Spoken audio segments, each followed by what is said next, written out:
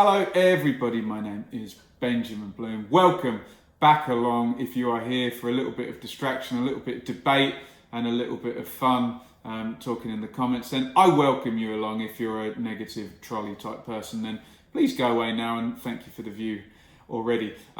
Today's video is actually a request. I forget who it's from actually, so I do apologise if it was you who requested it. When we were talking about contract expiries and players voting on that and things of that nature on the last video, someone suggested an out of contract 11. So I have tried my best to put one together. I have researched as and where I can.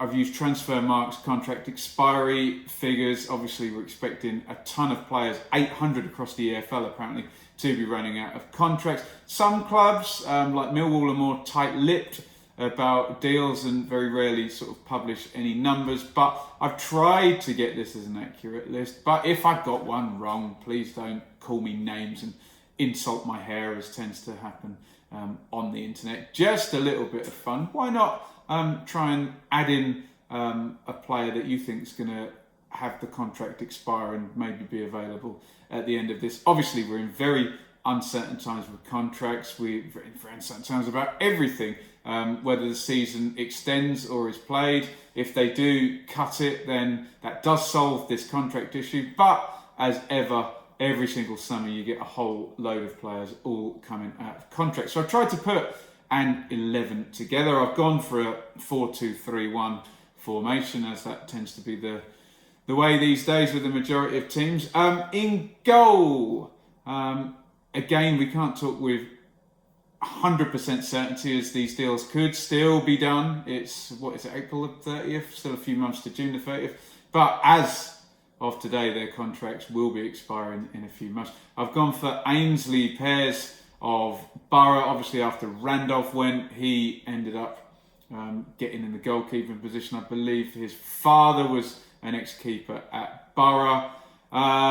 Not certain if there's an option for him to be retained there, but a bit of to-in and throw-in from Borough. And my team, Ipswich, they always have the year option for the contracts, and in some instances wait right until the last minute, which they're entitled to do, I guess. Not very good for the anxiety and job security of the players, but before extending that contract. So maybe they'll do that.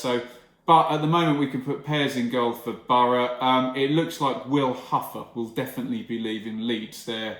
I guess he's third choice. Is he third choice now? I suppose Casilla is ever going to play for Leeds again. He can go in and cover if the pairs thing doesn't happen. But we'll go for pairs. In goal, we'll stay with Borough at right back, because far more likely not to be retained. You look at some of the big earners at Borough and the shift away from parachute payments to younger players, and Woodgate being the manager. I'll go for Ryan Shotton at right back. Again, he could be offered a new deal, but played a lot of Premier League football up there for Stoke, for Pulis, didn't he?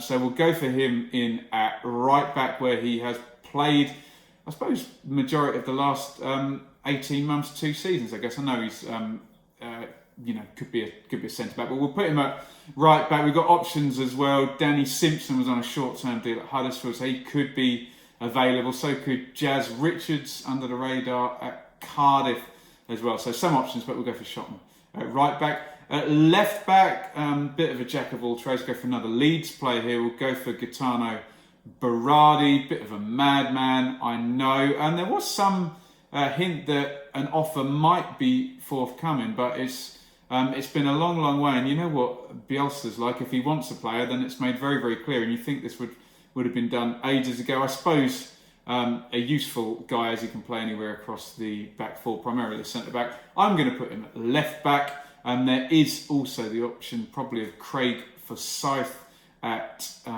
Derby. I know a lot of young players being promoted at Derby, and that old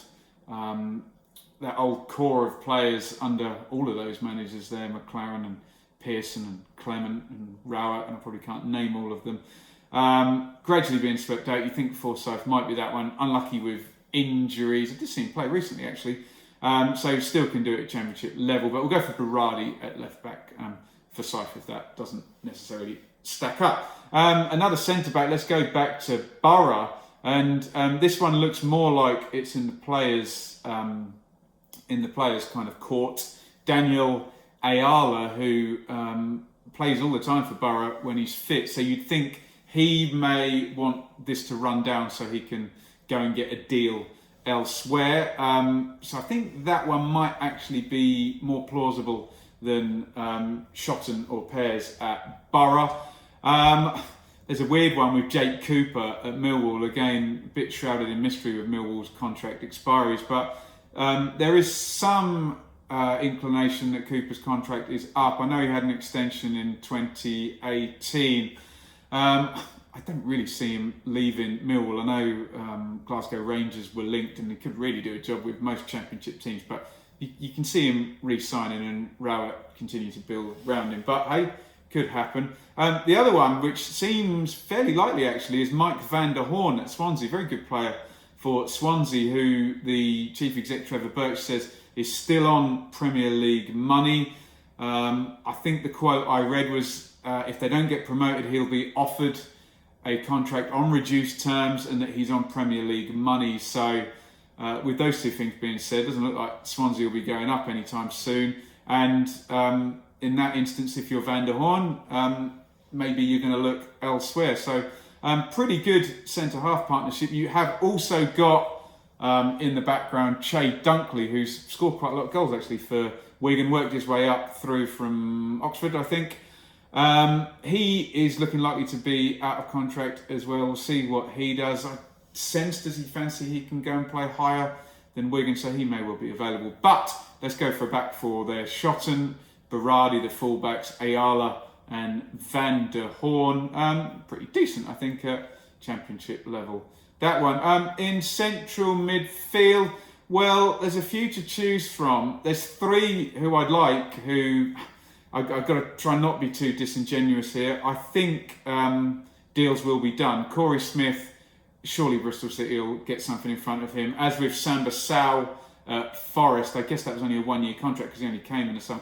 Also, Johnny Howson again at Borough. I think this is just Steve Gibson, being pragmatic and waiting until he knows exactly what's happening before new contracts are put on the table. So any of those, Andrew Shinnie probably, don't know whether he gets another contract at Luton. He could go in there, but likely I think Kamahelo Makocho for Brentford, who always does a good job for them. He might not be as kind of silky as some of the other Brentford sort of midfield and attacking players there, but I think with the Scandinavians guys that they've brought in, Norgard and Jensen and De Silva, and I think maybe Makocho might be allowed for his deal to run down, in which case he can go in my team. Also, Hull, we know the Alarms are famous for their cost cutting, so Kevin Stewart, I'd imagine, will look to go elsewhere. So I'll go for a midfield two there of Makocho and Stewart. Let's have a look here at our wide options. It looks like Nicholas Eliasson will be available. Hadn't managed to nail down a first team place despite all of those crazy numbers, loads of assists and goals and things for Eliasson this season. But Lee Johnson, something there, isn't there? Doesn't seem to want to regularly get him in the starting lineup. So we will go for Eliasson, who I would assume will barter for a job somewhere else. We'll see whether Bristol City come in. And I guess I'm going to play him down the right wing, cutting in on his left foot. There is Sammy Amiobi, whose contract's going to be up, but surely Forest are going to put something in front of him. Lamouchi's got a tune out of him better than a lot of managers with the extra discipline around him. Amiobi's looked better there at Forest than he has at other clubs.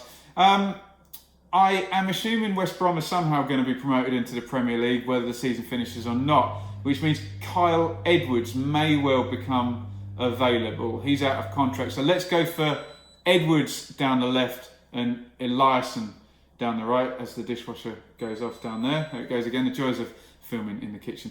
And in the centre, well, there's Johnny Williams. He could play the number 10. He's done a one-year contract. Just so hard to get him out on the pitch regularly during the season, isn't it? And let's go to another whole one. Sorry about that dishwasher, so annoying. We're going to go for Jackson Irvine, who again, I can't remember the fee from Burton, but they brought him in and his contract's been allowed to run down. And as I said in the Kevin Stewart situation, I think that he'll be allowed to walk and that the Alarms will look more at the balance sheet than necessarily keeping people on. So I'll go for a 3 off the front. I'll go for Eliasson down the right, Edwards down the left, and Jackson Irvine in the 10 position, which leaves my striker up top. A few to choose from here.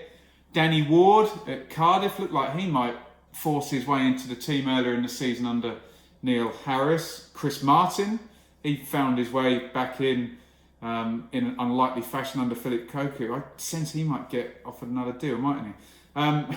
Jordan Rhodes, who gets included in every Championship 11, whatever the kind of topic is. His massive contract that's been a bit of a millstone around Sheffield Wednesday's neck is due to expire. Joe Garner, one of my favourites from Ipswich. Maybe he'd be on the bench. Always good to have Joe Garner on your bench somewhere just to go and soften up some centre halves if you need be. Harry Cornick, I believe, is coming out of contract at Luton. Now, you can't believe a club like Luton would let his contract expire. Bearing in mind he's been. I'm sure there'll be an extension that they'll be able to take on that. The one I'll go for though is Lyle Taylor of Charlton, who has proven to be able to do it at this level and has seemed to spend a long time not wanting to sign a contract, and the offer seems to have been taken off the table. I think so. Very likely that Taylor will be moving onward and probably upward from Charlton, maybe into a top half Championship team. Probably not ready for top 6, maybe a top 6 squad player. We will see. So he can play up top in my team. So let me go through the 11 there. Pairs in goal: Shotton, Berardi, Ayala, Van der Horn. The back four: Mokotjo and Stewart are going to hold in midfield with Eliasson right, Edwards left, Irvine in the number 10 position, and Lyle Taylor playing up front. Where do you think that team would finish? I think we could be in somewhere in between 8th and 13th or something with that team. A lot of those players have functioned higher than that, and many of them in the top 6 for much of their Championship career. So maybe that could do well. Let me know what you think of the team, how it would fit together. Look, it's just a bit of fun. If I've got a bit of information wrong there and somebody's contract has been renewed and I don't know about it from my quick sort of 45 minutes research I did, then just let me know. Be kind about it. Hey, as I say, if you know more than me, smarten me up. Which of your club's players coming out of contract are you particularly worried about losing again? There's a lot of uncertainty, but hey, what we're going to do, just stop making content altogether. I know some people would like that. So that is my out of contract 11. As I said, I am here for a distraction and for some debate. So please take the videos in the spirit that they are made. Yes, I know that not being able to go out there and be within 2 meters of other people is important. And yes, I do know, Chaz, if you're going to email again for the 5th time this month that social distancing would prevent games from being played. Yes, I know it would, but we're assuming that when games are played, that is going to have been lifted from the top. So if you want to debate and get in the comments and have some fun, please do so. Please don't let my comments get dragged down. If you are a troll and want to troll away, please go away. Like I say, we're trying to have a little bit of fun here. And the subscriber, whoever it was, I can't remember, I think it said 1872 in there. Jordan 1872. Which club was founded in 1872? Someone will tell me which team he supports. There you go, Sheffield Wednesday? Not sure, sorry if I got that wrong. Guessing game here, but trying to keep the channel going, trying to have a bit of fun, bit of distraction, bit of debate. So that would be my out of contract 11. Obviously, the landscape could change massively. Some of those players could sign deals. We could get the agreement of playing on. We could not. We'll see what happens. But whatever you do in the comments, little word of advice from me is if you come out with absolutes, this will happen, that will happen, when you don't know and nobody knows, you do sound a little bit arrogant, let's just say. So let's try and have some fun in the debate. And if you're getting annoyed with me preaching, I do understand, because the majority of people who watch my channel don't do that. But I just really want to make clear what it is we're trying to do here, and that is a distraction and a bit of a debate, and it's fine to debate stuff. Yes, it might not end up coming to pass, but hey, let's not be all grumpy pants about it.